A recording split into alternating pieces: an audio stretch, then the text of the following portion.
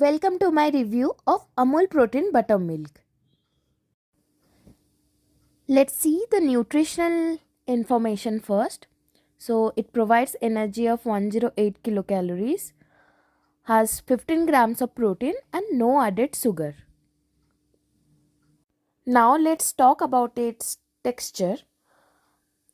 It is thicker than regular buttermilk, so you cannot directly drink it using the straw.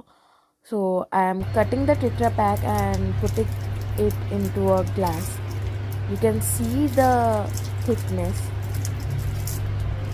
but there is always some buttermilk stuck at the bottom of the pack. So I always prefer to add some water into it.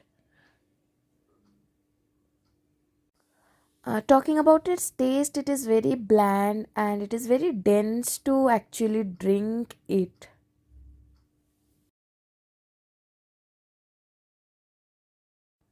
To make it drinkable, I'm adding a kick of spice with chili and ginger along with black salt. Then a quick blend with water and mint leaves transforms this into a refreshing and flavorful drink. Add some ice cubes into it. One downside that you can see that it is not very travel friendly. Drinking it from a straw can be challenging due to its thickness.